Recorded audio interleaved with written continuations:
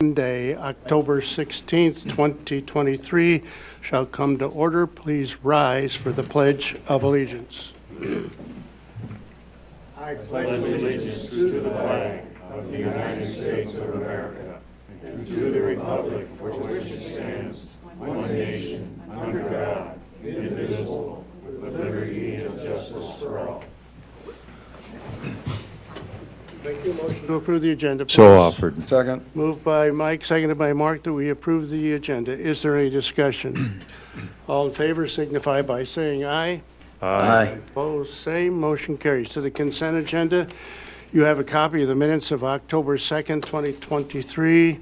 We need to set a date for a special council meeting for October 30th, 2023 at 6 p.m. here in the council chambers. We need approval of the bills and claims, of which you also have a copy. Motion, please. So moved. Second. Moved by Dana, seconded by Gary, that we approve the consent agenda. Is there any discussion? All in favor signify by saying aye. Aye. Opposed, same. Motion carries. Now is the time and place for any citizen in the audience who wishes to address the council on any issue or item that is not on the agenda. Please approach the podium, state your name first and last, and give your address so the clerk can properly enter it in the minutes. This is not a discussion time nor a question and answer time, and you have 3 to 5 minutes. On appearing, we'll move on to unfinished business, of which we have none this evening. We'll move directly to number 6, new business 6A, South 15th Street, Everybody Plays Park and Playground Project. Project update review of pay estimate number 9 by Scott Flory, City Administrator. Welcome, Scott. Thank you, Mayor, Council. The purple sheets in your packet address this item. As Mayor indicated, we're up to pay estimate number 9 for the South 15th Street Everybody Plays Park and Playground Improvement Project. Of course, the contract is with Dean Snyder Construction here in Clear Lake. Just run through this pay estimate with you here real quick. The original contract amount was, of course, $1,997,500. We've had some change orders that we've requested. Of course, the biggest one was the addition of the zip line project. We had some private donations for that, and the city then matched those private donations. So we have of that $34,571.27. That's pretty much the zip line project. A few other miscellaneous items, but that's about 95% of that. So that brings the revised contract amount to $2,032,071.27. If we continue down just a little further, you'll see that of the contract completed to date, the value of that is $1,408,900.39. So, of course, on this project, we have 5% retainage that we take out of the contract. So, current amount of retainage that's been withheld is that $70,445.03 figure. We've had quite a bit of work done on this to date. We're about 70% through the pay estimates here. So the total work completed is $1,338,455.36.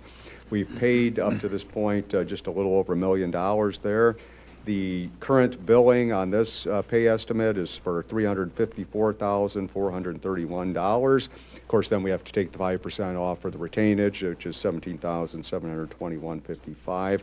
So leaves a net amount for this pay estimate of $336,709.45. So the balance due on this project is just a little under $700,000. So just flipping through a little bit more on the pay application, again, you kind of see the items that have been completed for payment tonight. Got $15,000 for general conditions still. So we're getting close to the top on that one. The concrete work, we had some additional concrete work done on the site for $60,000. Down a little bit further, the painting, of course, that's over at the restroom and shelter facility, a little over $19,000 for that. The surfacing for the playground area, that's really about 50% of what this pay estimate total is. It's a little over $186,000 there. And then, of course, just some general mechanical, electrical, and site work. So, again, that is what the pay estimate is for. So I did want to also mention that we have established a ribbon cutting date for the project. We're going to have the ribbon cutting on October 27th at 11:30. So And I'd be happy to answer any questions on the project or the pay estimate. Council, any questions for Scott? Just in terms of some upcoming work, I was out there today, and just I'll give you a little thing, kind of look forward here for the next couple of weeks. Going to be installing the benches and splash pad features. If you were up there today, I just was up there for a little bit, doing a lot of the landscaping work, so the plants and the trees and shrubs, really making the area kind of pop. They're finishing the seating work. They've got a last little bit to do on the zip lines and playground equipment, and then a little bit of fencing there on the north side yet to install, and also then some more work in the restroom. So, but otherwise coming along pretty good, and by the time we have our ribbon cutting, it'll be pretty close to being done. Just, I had an opportunity to walk on that landing surface, I guess you might call it, by all that playground Yep. equipment. Central School always had asphalt, Yeah. so I'm kind of complaining in reverse here. Oh, we now know what happened to Mike. A few too many on that little thing that falls off and hit his head. There you go. Well, they didn't want us tracking mud in, so they had to pave the whole thing, and anyway, it's a heck of a facility, and Yeah, that fall protection material is really something. So if you haven't been out there like Mike, it's neat to walk on. It's got a real spongy kind of feel to it. yeah, I mean, you could bounce off that, I guess, but anyway, that's neither here nor there. All these folks out here, I thought they should get the full Callanan experience tonight, and anyway, it wasn't even my birthday, and they all showed up. History 101. Any other comments, questions? Thank you, Scott. Therefore, entertain a motion to approve pay estimate number 9 with regard to South 15th Street Everybody Plays Park and Playground Project in the amount of $336,709.45. Motion, please. So move. Moved by Gary, seconded by Mike, that we approve pay estimate number 9. Is there any discussion? All in favor signify by saying aye. Aye. Opposed, same. Motion carries. Thank you. 6B, City Hall, the administrative side, security upgrade and remolding project. Intro, Mr. Flory again. Yep, thank you, Mayor. The orange sheets here in your packet address this item. I'll give some background information. Scott with Bergel & Cram is going to review the bid tabulation with you and the recommendation to award the contract. So the first orange sheet in your packet is a resolution adopting the plan specifications, form of contract, and estimate of cost for the City Hall remodeling and security renovation project. If you recall, council had previously set the date, time, and place for the public hearing on this proposal for this evening here, 6 p.m. in the council chambers on the project. The next backside of that is the resolution making an award of contract. This would be, of course, to Hinkle Construction in a base amount of $797,400. We did have the two alternates on this project that we would recommend accepting, alternate 1 and alternate 2. On this project. And then the last sheet is just the bid tabulation that Scott will review with you here in just a moment. So just again, the way of review on this, we've talked about this many times, but just one more time, I guess. So the council had previously established, as I mentioned tonight, is the date and time for the place for the public hearing on this project. We also had set the date for the public hearing previously, so that was October 10th at 2 p.m. here in the council chambers at City Hall. We did get 3 bid proposals, and again, Hinkle was the lowest responsible bidder for this project. We did, if you recall, budget $1 million for this project. So when we add up all of the other costs, the soft costs, so to speak, that are associated with the project in terms of professional fees, the rent for the location we're going to be at while this building is under construction, and then there's some electronic work that has to be done as far as computers and things like that. We should definitely be under the budget amount for this project, so that's good.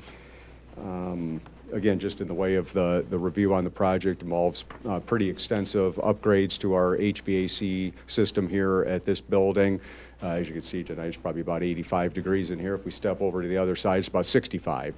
So it really has never worked right and hasn't worked right for probably 20 or more years. So that's a big part of the project. Security, upgrades and improvements, ADA, accessibility, further accommodations for that, as well as, again, we've got a number of walls in the administrative side that were more of the temporary kinds of things that have been in place for about 30 years. So this will be to take those walls down, put up actual real office walls, studded and drywalled and things. So if you recall back in 2016, I believe it was, we did a substantial remodel with the police department, and then sort of the superstructure of this building did get some improvements. We took out the original 1965 single pane windows and put in new windows here. We made some lighting upgrades because our previous light fixtures were outlawed by the electrical code and energy code. So we did do some things here a few years back on this side. Of course, we remodeled this community room for the council chambers, but by and large, the bulk of those improvements that were done about 8 years ago were over on the police department side. And so, again, other than just some cosmetic things over on the administrative side, beyond windows and lighting upgrades, we didn't do a whole lot there. I don't have anything further prior to the public hearing or Scott's comments, but if anybody has any questions, yep, Mike, go ahead. Mike? I'd be remiss with a wonderful crowd like this not to give a little history. This building was constructed in 1965, and previous to this, there was a large, older lumber yard on this property, which was right across the street from a grain elevator and the railroad tracks that came clear down to the grain elevator, and an old railroad station right on the corner across the street. The original City Hall, maybe not original, but the one I remember, was on North 4th Street at the north end of the Clear Lake Bank and Trust building, and it was upstairs above the fire station, which was tucked away under there. So anyway, lots of changes, and 1965, the building has served us well. So if we can get another, well, how many ever years that is, 50, 60 years out of the remodel, we'll be doing well. So anyway. And still very cost effective to remodel this building versus the cost of building a new facility, and the location really serves the public very, very well where we're at. So, years ago when we talked about that and made the decision to remodel the police department and do the upgrades over there, it was inevitable that we were going to do something on this side of the building. Any other comments, questions, Council? Thank you, Scott. Review of bids and recommendation to award the contract. Scott Borcherding, Berkland and Cram Architects. Welcome, Scott. Thank you, Mayor and Council. The other Scott has told you most of what I was going to mention to you as well. We did receive 3 bids on October 10th. All of those bids really fell within the range of the budget that was presented to the council in, I think, the August meeting. After reviewing the bids and talking with Henkel Construction, they are the low bidder, and it is our recommendation to proceed with awarding the contract to Henkel Construction, along with alternates number 1 and 2 that bring the project up to the mid-range of that budget that was reviewed in August. And Scott, I assume that total amount is $828,100. That is correct. Okay, thank you. Any questions, Council, of Mr. Borcherding? Going to add, it's been a pleasure working with you and the other Scott on this, and when we're all together, there's 3 Scotts in the room, so when somebody else Quite Scott. a trifecta. Yes. It has been a pleasure for me as well. Thank you. Thank Scott. you. Now is the time and place for the public hearing with regard to the security upgrade and remodeling of present City Hall on the administrative side. Is there anyone in the audience that wishes to address that? Please approach the podium, state your name first and last, and give your address so the clerk can properly enter into the minutes. None appearing, I'll entertain a motion to close the public hearing, Council. So moved. Second. Moved by Bennett, seconded by Dana, that we close the public hearing with regard to City Hall security upgrade and remodeling project. Is there any discussion? All in favor signify by saying aye. Aye. Opposed, same. Motion carries. And now we have two motions to that issue. First, I'll entertain a motion to approve Resolution 2336, a resolution approving plan specs, form of contract, and estimate of cost. Motion, please. So moved. Second. Moved by Dana, seconded by Mark, that we approve Resolution 2336. Is there any discussion? Roll call. Mark? Yes. Mike? Yes. Gary? Yes. Bennett? Yes. And Dana? Yes. Motion carries 5-0. Resolution 2336 is duly adopted. Now I'll entertain a motion to approve Resolution 2337, a resolution making an award of contract to Henkel Construction of Mason City, Iowa, with regard to the City Hall update. Is there, where am I? Is there a motion? So moved. Oh, we got everybody. You got that, Jen? Yep. All right. Is there any discussion? Roll call. Mike? Yes. Gary? Yes. Bennett? Yes. Dana? Yes. And Mark? Yes. Motion carries 5-0. Resolution 2337 is duly adopted. Thank you, Scott and Scott. Appreciate that. 6C, purchase of dump body and snowplow package for single axle chassis from Stellar Truck and Trailer, Mason City. Review of bids recommendation. Jeremy Kornberg, Public Works Director. Welcome, Jeremy. Thank you, Mayor, Council. At our last meeting, we approved the purchase of the single axle dump or chassis for this. It's a new snowplow package. This will be outfitted exactly like the two that we already have. They'll upgrade our fleet, and we'll be getting rid of I think it's a 96 old International single axle. So this will essentially replace two plows that ran one route as part of that process. So we took bids from two vendors, Stellar Truck and Trailer out of Mason City, and then Christ Steel Equipment of Lake Crystal, Minnesota. There's a white sheet here that has the bid summary. The bid includes the front plow and mount, a side wing, belly scraper, the light package that goes on it, the hydraulic systems, the internal controls, the whole thing, as well as the brine system that we use to pre-wet the product that we put out on the roads, and sander, et cetera. So our two bids, Stellar Truck and Trailer out of Mason City, bid out Bunnell Industries Commander Series dump body and plow package. Their total bid was $163,000. Christ Steel Truck and Equipment, Lake Crystal, Minnesota, was Monroe Equipment RDS Series dump body. Their total bid was $188,150.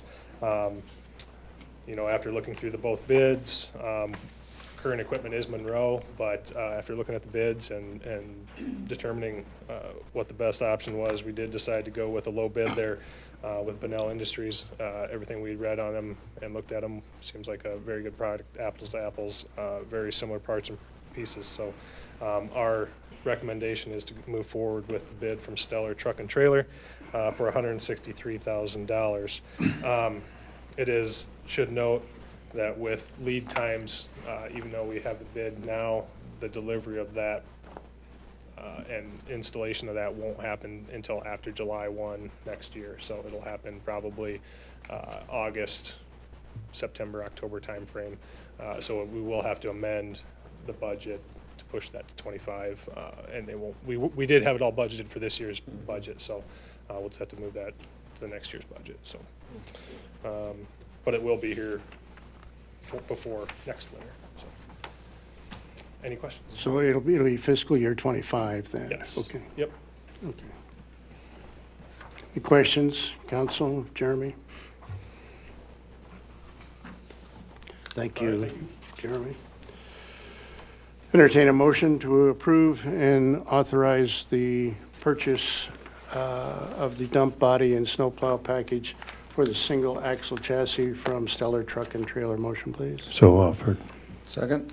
By Mike, seconded by Mark, that we approve the purchase of the dump body snowplow package and single axle chassis. Is there any discussion? All in favor signify by saying aye. Aye. Opposed, same. Motion carries. Thank you. 6D, excuse me, CMAR selection process, music enrichment, and immersive center project update and review of the construction manager process. Mr. Flores. Yep, thank you, Mayor and Council. The yellow sheets in your packet are a resolution, as the Mayor indicated, to confirm the procurement process for the CMAR procedure for the furnishing, renovation, improvement related to a new music enrichment and immersive center project. Essentially, this resolution just basically indicates that it's our desire to utilize the CMAR process for this.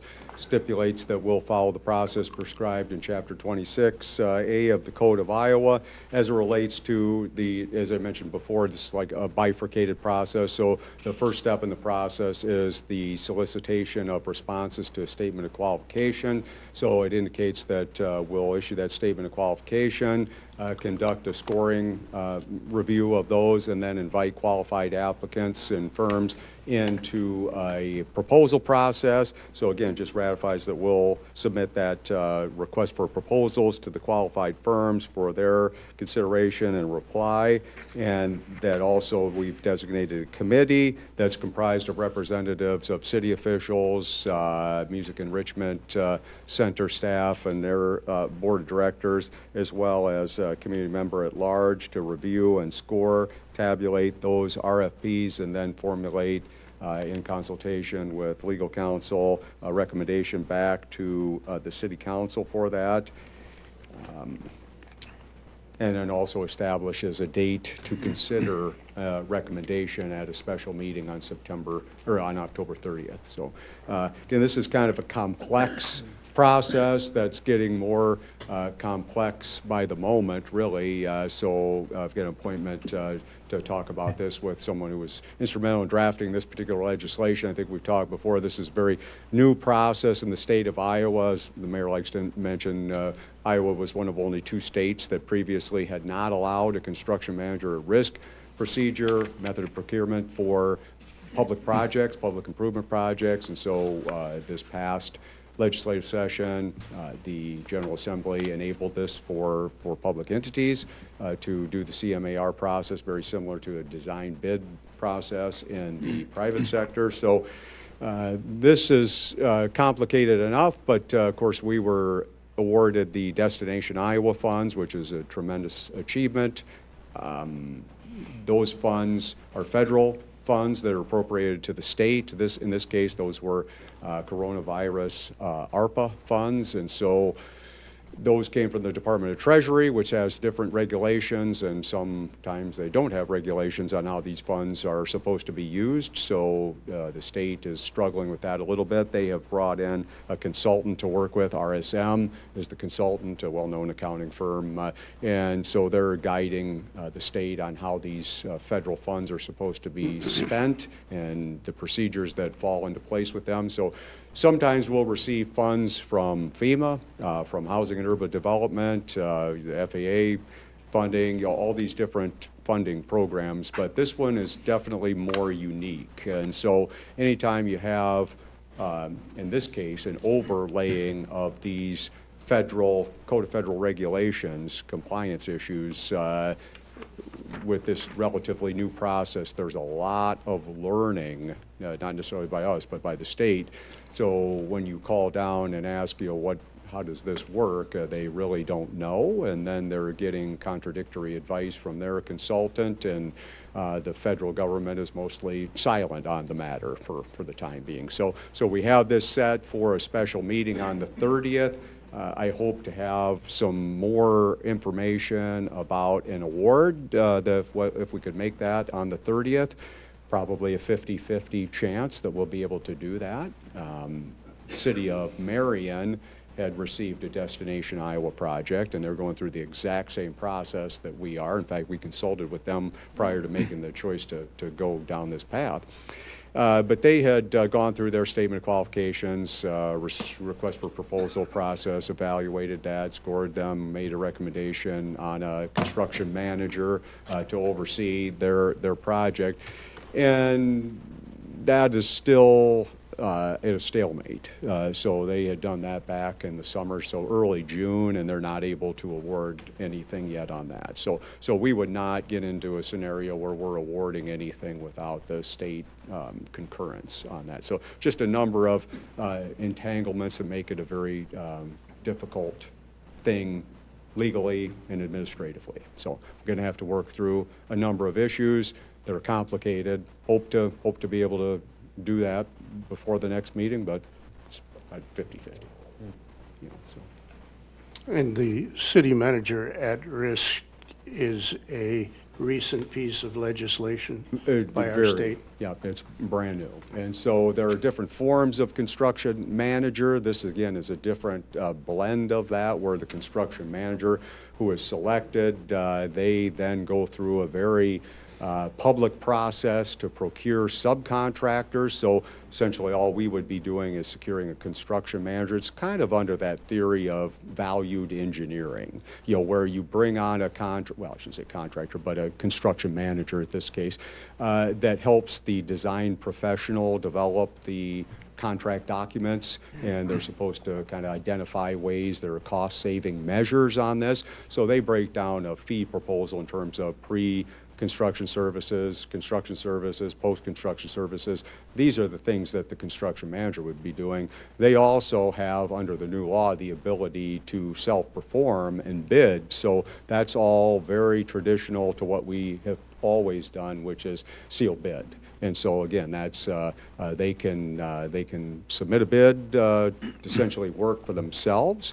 That's, again, part of a competitive bid process. In that scenario, the low bid has to prevail. So while you may select a construction manager, in many cases that firm is simply managing the work of many subcontractors, may or may not be doing any of the work on the project. That again goes through a highly competitive bid process. So what we're doing tonight is to take action upon putting the process in motion. Yeah, and it's one of those where this is not really a legally necessary step, but given the slippery slope of all the bureaucracy involved in this one's probably an extra careful step. Any other comments, questions, Council? Yeah, just a few. The more you talk about this, the more confused It's I get, very complex. which isn't unusual, but for me anyway. I guess what we're approving tonight, what happens between now and 2 weeks from now from the standpoint of your selection committee? This is simply, so the purpose of this is just simply saying we endorse using the construction manager at risk method of procurement. You're not awarding anything tonight. We're just saying No, that's, I understand that, but you're suggesting within 2 weeks we might be able to reward or award something? yeah. I mean, we've already started on the process. So this is, All right. so we've already got so the statement of qualifications have already been received. Okay. The proposals are out. So when we had Austin here that time, kind of laid out that. So we've already got that. But this is late, but it's really not necessary. But just in my talking to the state and others, it might not be a bad step just to say, the council approved the process. All right. I do have a couple of other questions.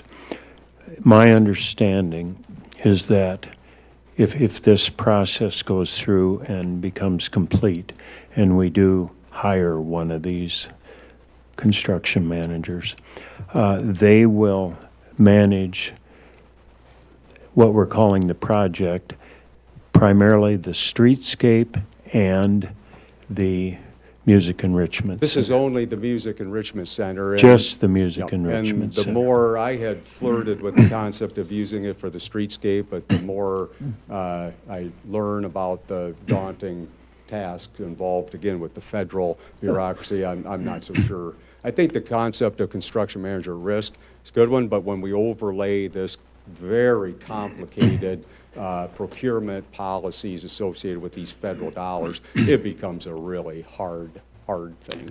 So, just to get my understanding a little clearer here, and hopefully at least a few of the others at the dais have some of the same questions. The grant that we will receive for all of this is primarily directed at the streetscape And the Music Enrichment Center. and the music. Mhm. Okay. Yep. So there's some overlap there. Yep. All right. Can any of that grant be used to pay for this individual's Yep. expense on this? That's why it's so complicated, yep. Okay, all right. So, right. yep, definitely. So this person would not be involved in any other ancillary projects that might be associated with the SURF project, as we're suggesting? Not necessarily done under the auspices of a construction manager. There'll be other projects that they might be interested in bidding on, but it would not be as a construction manager. I think this would be the only project that we would use a construction manager for, and even at this point, I'm almost 50-50 on that. Okay, well, you know, this thing has just exploded over the last several months, and you're more aware of that than anybody on earth. Yeah. But, you know, just a mental review for me here.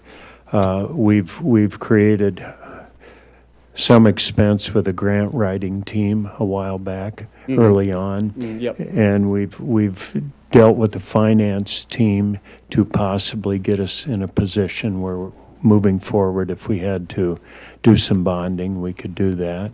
Yep. Okay. Yeah, we'll definitely be bonding. Yep. And we've hired RDG to do a lot of the planning on the project. The streetscape. Yep. And we've had an architectural team involved in it. We saw that presentation. And we've had some engineering on certain things, maybe? Not so much? Mostly Okay. planning and architect. All right, all right. Well, it's a lot. And, It's enormous. Yeah. And I compliment you on all of your efforts up to this point, because Yep. I know it's, Yeah, in fact, I was even talking about it. There's like in Marion, I mean, I was talking to the city engineer there, and he said, yeah, they are going back and forth with the state on their thing, but he's not completely engaged because they have their entire planning department that's doing that, and then they've got their own in-house legal counsel and so forth. So here it's just me. So it's kind of when you look at these projects, these grants, you know, I think Nelson always keeps referring to this particular case. It was just Clear Lake and Davenport got this particular grant. Well, the requirements for Davenport are just the same as for us, and they got a whole lot more people that they can throw at these than we do. yeah. Well, that's about it for the questions. Thank you. Any other comments, questions, council? Yes, Mayor. Thank you, Scott, for the explanation. I appreciate that. And I would just highlight what you said earlier. I think what really complicates this a little bit for us is having the federal money, the ARPA money, as you referred to, being channeled through the state of Iowa and the Destination Iowa grants. And as you astutely pointed out, that leads to some legal and financial complications that, you know, make this more difficult. And even though, like I say, we can vote to approve moving forward with this, I just appreciate the due diligence that you're putting forward on behalf of the city to make sure that we're in line with this. And as you pointed out, we don't know what regulations, how the Treasury might evaluate this or how the state might interpret that going forward, right? Marion has been delayed for several months. Yeah, with no answer in sight. So Right. you recall Yeah. quite a while ago, I presented this procurement policy that I Right. said was just an absolute nightmare to work on.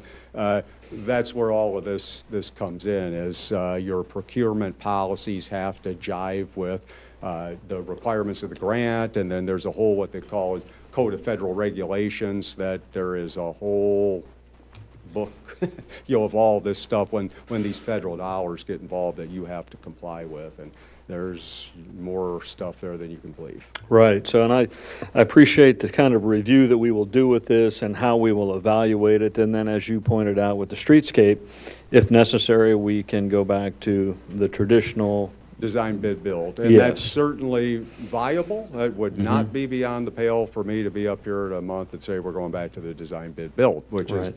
the low bid method, because there are just too many potential delays and unknowns and unanswerable questions at this point, too much risk associated with the other process. And so it's just more that it's just a very new process in the state. Somebody had to be the guinea pig.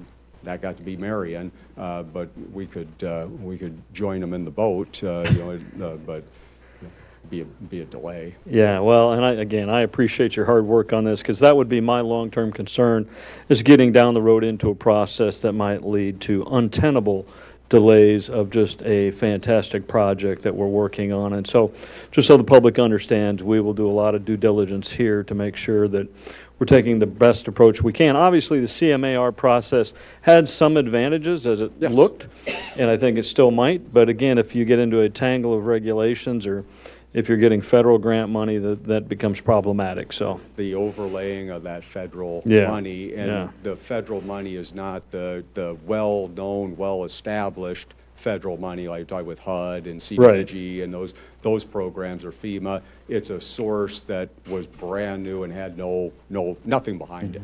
Yeah. Thank you very much. Any other comments, questions, Council? Yeah, I have a question, Scott. Did I hear you correctly? Who gets the CMR?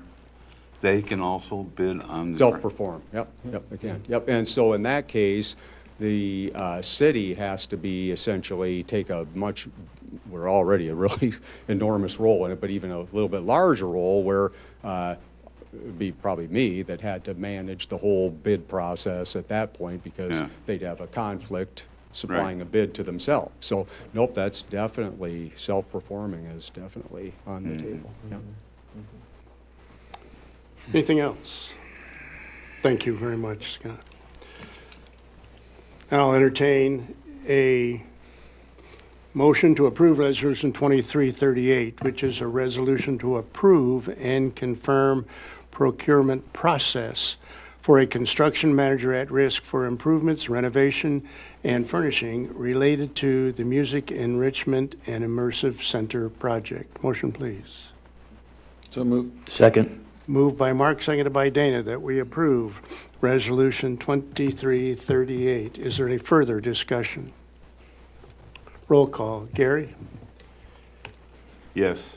Bennett? Yes. Dana? Yes. Mark? And Mike? Yes. Motion carries 5-0, and Resolution 2338 is duly adopted. 6E, appointment of Mike Colby to the position of Chief of Police of the City of Clear Lake, Iowa. Introduction, Mr. Flory. Thank you, Mayor. Members of the council, you got a couple of blue sheets in your packet addressing this item. The first blue sheet is a cover memo, letter recommendation from the mayor and myself regarding the appointment of interim police chief Mike Colby to the position of police chief. And then on the back side of that is a resolution appointing Mike Colby as the chief of police.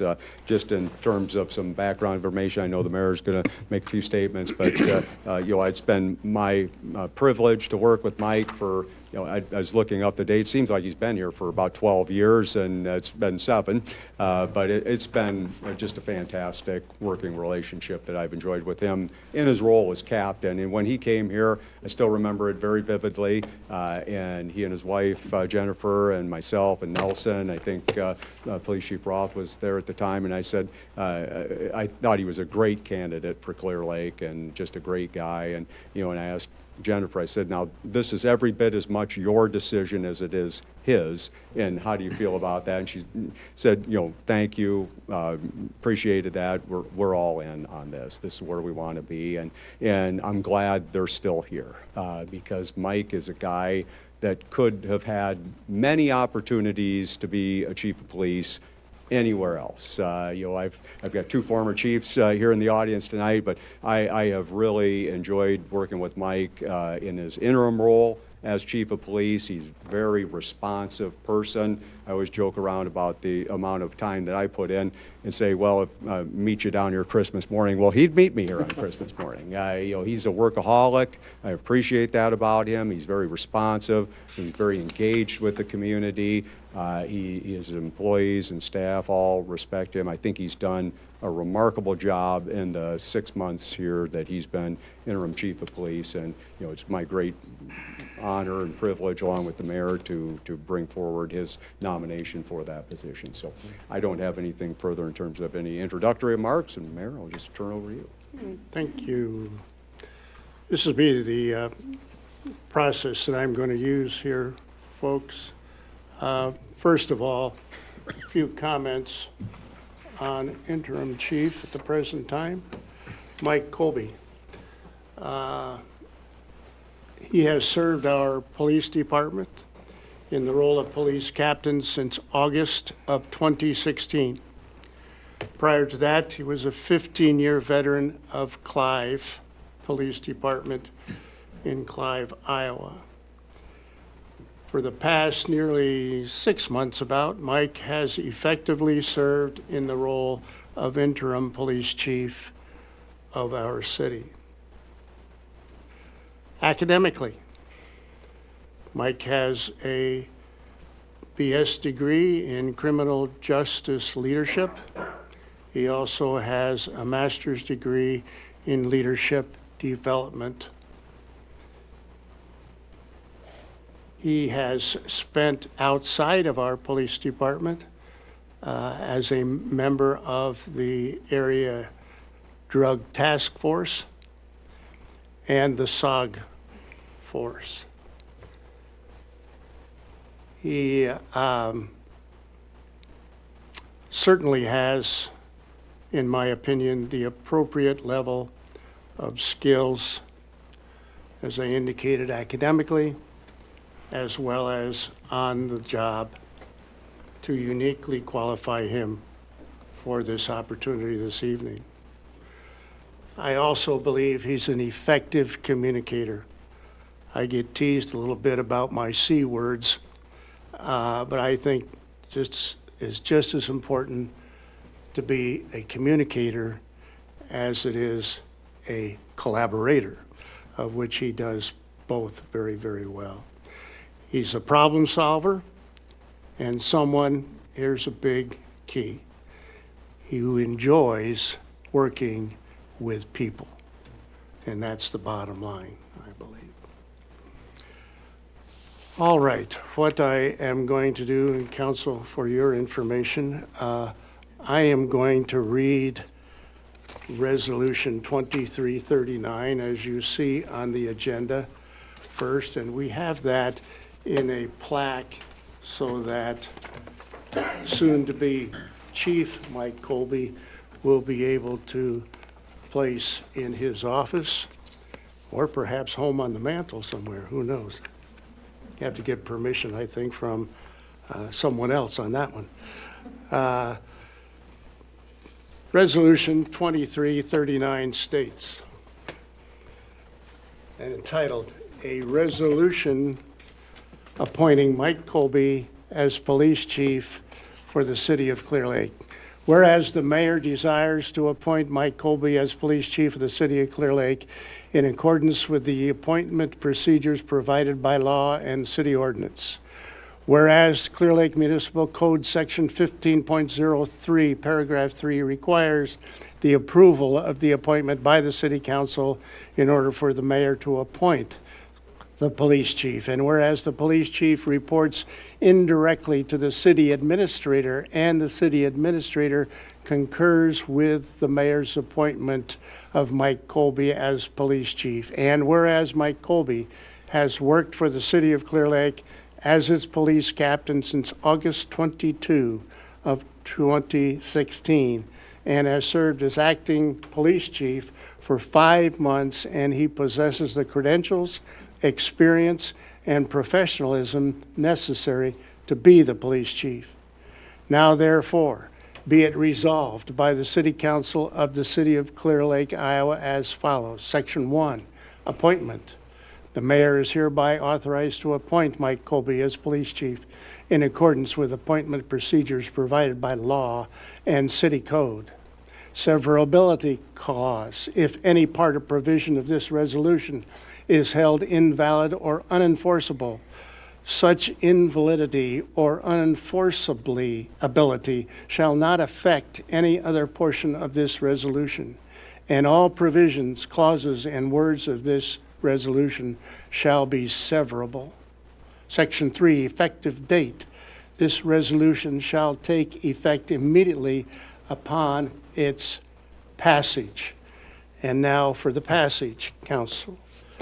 I entertain a motion to approve Resolution 2339, a resolution appointing Mike Colby as police chief for the city of Clear Lake, Iowa. Motion, please. So moved. Moved by Mike, seconded by Bennett, that we approve Resolution 2339. Is there any discussion? Roll call. Bennett. Yes. Dana. Yes. Mark. Mike. Yes. And Gary. Yes.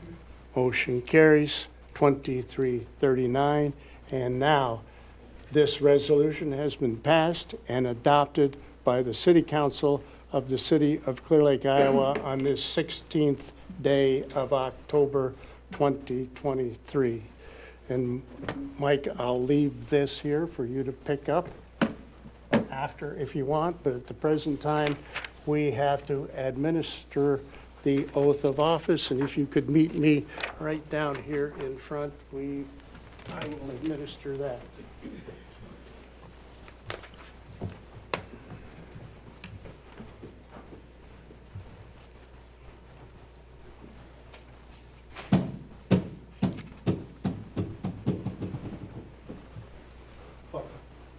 Please raise your right hand. I state your name, I, Mike Colby, do solemnly swear do solemnly swear that I will uphold the Constitution of the United States that I will uphold the Constitution of the United States and the Constitution of the State of Iowa and the Constitution of the State of Iowa and the ordinance of the City of Clear Lake, and the ordinance of the City of Clear Lake, and will faithfully discharge the duties and will faithfully discharge the duties of the Chief of Police for the City of Clear Lake of the Chief of Police for the City of Clear Lake to the best of my ability, to the best of my ability, and that I will serve and that I will serve the citizens of the United States, the citizens of the United States, the State of Iowa, the State of Iowa, and the City of Clear Lake and the City of Clear Lake honestly and faithfully, honestly and faithfully, and will obey the orders and obey the orders of the officials of the officials placed over me according to law. placed over me according to law. Congratulations, Chief.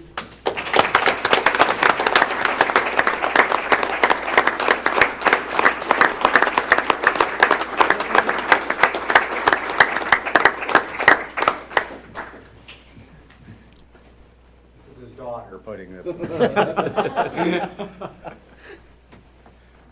rehearsed this, so.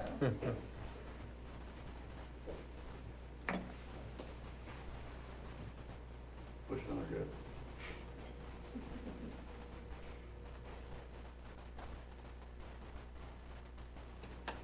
Doing these.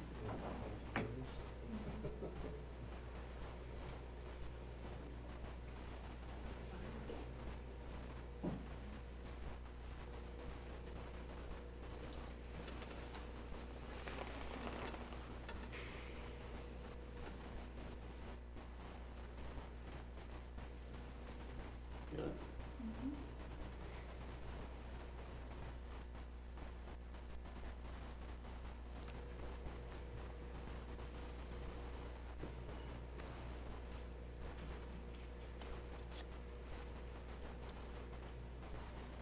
It's like homecoming when the girls.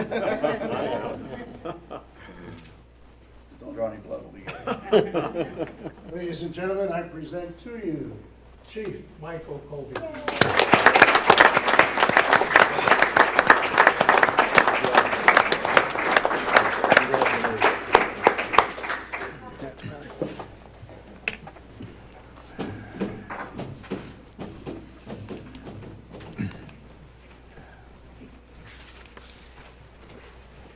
I think I'm I'm up next. First line of duty, here we go. For the report this week, I just have a couple things. If you're not aware, we have a new police chief as of today. Nice to meet you all. A couple other quick things. We did have a dispatcher that was in training resign a couple weeks ago, so we've got the process for that opening. That closes on the 30th, and we'll already had some applications turned in, and once that closes, we'll go through our interviews, our background process, and get back up to full strength there. We also, for those of you that are here, 4 years ago, we created a new drug investigator position that was awarded to Officer Lopez. She had a 3-year cycle on that, and there was a +1 year on that. If she was agreeable to stay for another year, and the administration wanted her to stay another year, she got that 4th year, so she will wrap that up at the end of this calendar year. We went through a selection process, and Officer Conklin was awarded that investigator spot. She'll take on those duties in the middle of December, and there'll be an overlap time with Investigator Lopez. They'll do some training, and then she'll resume or have the full responsibility there on the first year as well when Ashley comes back to the street. We did have 3 officers put in for that. We went through a pretty rigorous selection process. They had to submit some casework they have done. They went through and had to write, update their resumes, a cover letter, an interview process, which the interview process was a panel of myself, investigator for the North Central Iowa Narcotics Task Force, and also one of the board members for the Special Operations Group sat on that panel, and Paige did very well and was selected. And everybody that was on the panel and all the command staff that had input all think she'll do a great job. Any of the 3 officers that applied would have done a great job. But we look forward to having Paige in her new role and getting her trained up to speed and get her going sometime after the first of the year there. Just a reminder for the residents that the city does issue some in-town hunting permits. We've been issuing those weekly for the last couple of weeks, so you may see some hunters in town that have permits through the city by city code there to be able to hunt in town with a bow or shotgun there too. So if there's any comments that come to the council about somebody hunting in town, they do have those permits. They have to have the permit with them when they're out hunting and show that to a DNR officer or any city official if they're asked for it. And the last thing we have is coming up on the 28th, we have the annual Halloween parade that Saturday morning starting here and going down Main. And then there's the new portion that the Parks Department's putting on with the trunk or treat uptown. So we have some officers that are spearheading that. So the department's working with Tiffany at the Parks Department and the Wellness Center to do that too. So just like to invite the public out, all the kids to that. I think they're expecting 400 to 500 kids this year from what my last conversation with Tiffany on that was too. So that'll be the 28th. I think it starts at 9 in the morning. So any questions or anything on the monthly report that you guys all have, I think, in the packet today as well? I know that was a lot going through there, but. That monthly report is very good. It's excellent, very, very well done. Any comments, council, questions? Thanks, Chief. Appreciate that. Public Work Director's Report, North 8th Street Sanitary Sewer Extension Project approval of purchase pipe material and the security fence upgrade at PW Facility Yard. Approval of the bid from River City Fence. Welcome, Jeremy. Thank you again, Mayor, Council. So North 8th Street Sanitary Sewer Extension Project, back in 2011, when they did the 10th Avenue North project, there on the intersection, they stubbed sanitary sewer north from that intersection. There's a couple houses there, plus some private houses down a little alley there that are on a private sewer. So they didn't have sewer main service. So there's a development going in there, JB Storage, some storage units, some man cave type, similar to on 4th Avenue. So part of his project, the city was agreeable to extending this sanitary sewer main north to his property. They'd be responsible for the installation of the materials. The city was going to cover the pipe material costs. So there is a map there that kind of shows the line of that sanitary sewer. There's 602 feet of 8-inch sanitary sewer main for a cost of $9,000. So we're just looking for an approval of the purchase of that pipe material. So say, Jason, or Jeremy, the homes, there's a number of homes that are connected to that. So this is kind of like in your area there, Mike, at the old Whitaker's area there, where this was kind of a mess for a long time. So some of those lines were dilapidated, partially collapsed and things. So this has given us a really good opportunity to not only extend our sanitary sewer collection system, that was 600 and some feet, I think, to the north here, but also get some folks that are on kind of a rather dubious line as it is now off of that and onto get those abandoned and onto this new main, so.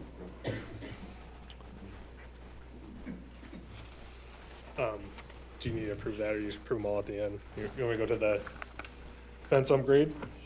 Unless there's questions on the, okay, move ahead. Thank you.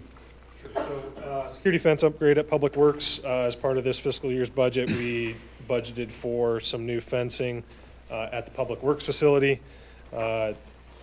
This fence would essentially go from our building south to the yard waste, and then from the other side of the yard waste all the way to the fence on the south side. This will effectively block off the entire city's portion of Public Works where we store our materials, our equipment, and everything else. The citizens would still have full access to the yard waste, but then have zero access to our side, all the materials and whatnot. So we budgeted roughly $30,000 to do this with a couple gates. We got our bids in from River City Fence and American Fence Company. And then we also got a standalone bid from Advanced Door for one of the gate openers. So the River City Fence bid came in for the fencing was $13,863.35. That was the 6-foot tall galvanized fence, just matching what's already there, with one 16-foot gate, which would kind of be up towards the building where we'd use as an access. They also had an opener on there for $12,000. And then American Fence had a bid for the 6-foot tall same fence with a gate was $13,606, and their opener was $5,455. And then we got a standalone bid from Advanced Door Systems out of Forest City for $5,700. After reviewing the bids and looking at the location of the companies doing the work, and that would be servicing us, our recommendation would be to go forward with the River City Fence bid of $13,863.35. It's just roughly $260 higher than American Fence, but they are located in Mason City rather than Des Moines. And then going with the standalone gate opener from Advanced Door Systems out of Forest City, Iowa, for the $5,700 rather than dealing with a company out of Des Moines for an opener. Advanced Door Systems already does all of our openers at our Public Works facility. It'd be the same openers that we use on our building, so it all work together. So total bid for the two items from each vendor would come to $19,563.35. And like I said, we had budgeted roughly $30,000, so we came under quite a bit there. So we do anticipate the work, once we talk to them, getting completed this fall and being done before winter. So there will be some, and I should say there will be a little work that we have to do for the gate opener, a little concrete pad and electric work just to get it to them. But that's pretty unsubstantial work for us. So. Questions for Jeremy? Yeah, Jeremy, I was just going to mention, I think this is a very good idea. I know I've been out there. Scott, I think I was out there with you one time when we've seen people driving up near the building amongst city items and whatnot. And we just really need some security up there. So I appreciate you bringing this forward and under budget and, so very good idea. Yeah, thanks. You'd be amazed the amount of people that drive back there, especially even when we're just loading rock and unloading stuff. And you're a big loader and a car drives behind you and you don't see them. Easily make an accident. Obviously, we haven't had any, but we've had some close calls.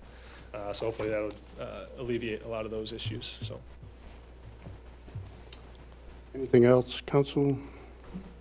Thank you, Jeremy. Thank you.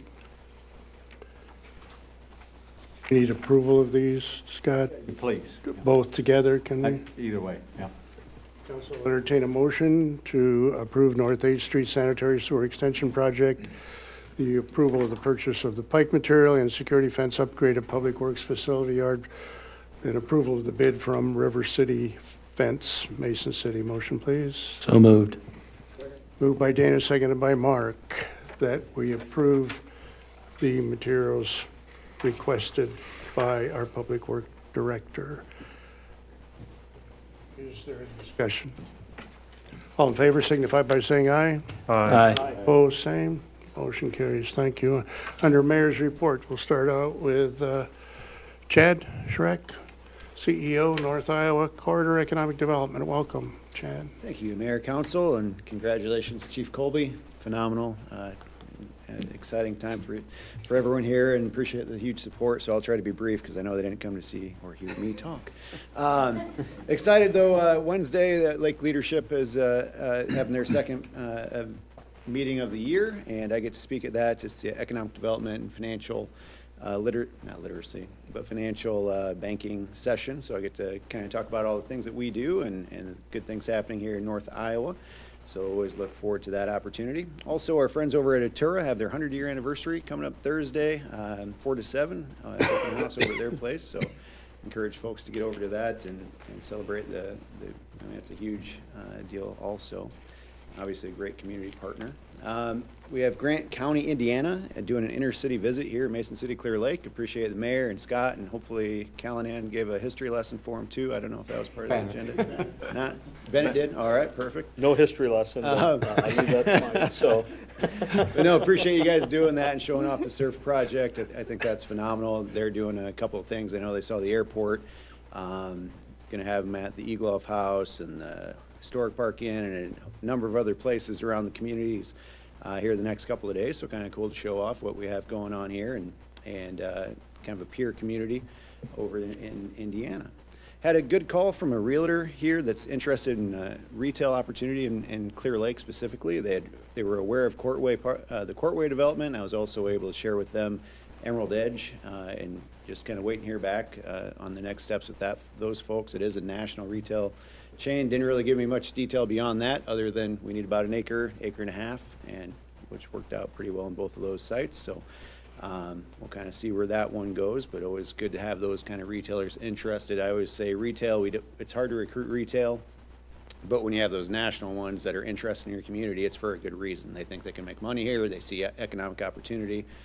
So that's always a good indicator that we have positive growth and development happening in our communities. Also, just so everyone's aware, if you hadn't seen yet, Alliant is going to have a rate case up for review. There is going to be an opportunity November 7th over at the Surf Ballroom at 6 o'clock for public comment and input. That's also election night, as you all know, but just an opportunity to speak on that. It looks like it'll be about a $10 per month average residential increase starting October 2024.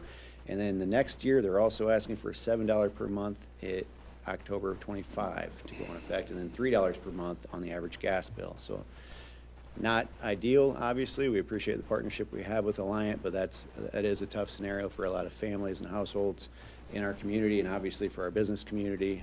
The rates and those things are a major impact. So something to be aware of. If you want to have your voice heard on that, you sure can, and certainly something to continue to monitor.